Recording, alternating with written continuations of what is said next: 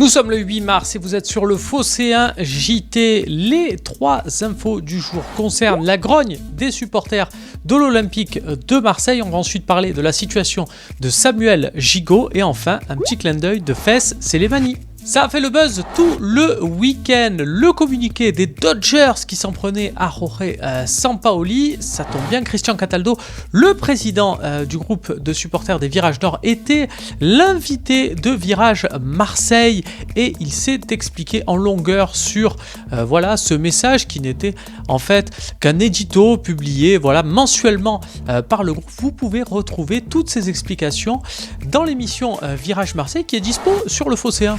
C'est un petit feuilleton avec ce qui se passe en Russie, on va être honnête, c'est un feuilleton mineur, ça passe dans les dernières pages, mais quand même pour l'Olympique de Marseille, c'est important de savoir ce qu'il advient de Samuel Gigot qui a signé au club et qui a été prêté dans la foulée au Spartak Moscou et qui doit finir la saison théoriquement avec le club moscovite. Alors si le championnat russe face aux événements, à la guerre, devrait se terminer selon les autorités locales. L'ambassade de France demande quand même à tous les ressortissants français de regagner l'Hexagone. Donc, du côté de l'OM, ça discute pour faire revenir le joueur et pourquoi pas, avec la bénédiction de la FIFA, le voir terminer la saison avec l'Olympique de Marseille. Il faut voir aussi avec la DNCG, il faut voir aussi avec le joueur parce que Moscou c'est une étape importante de sa carrière, il ne veut pas partir comme ça, comme un brigand.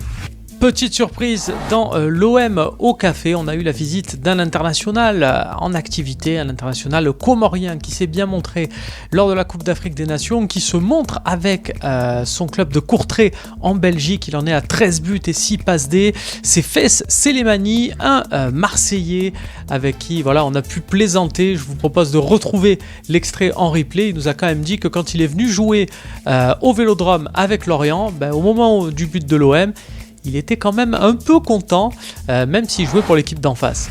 Vous le savez, l'actualité de l'Olympique de Marseille ne s'arrête jamais. Il y a Instagram, il y a Twitter, il y a Facebook et il y a YouTube. Il y a donc 4 bonnes raisons d'être encore plus proche du Phocéen et de l'actualité de l'Olympique de Marseille.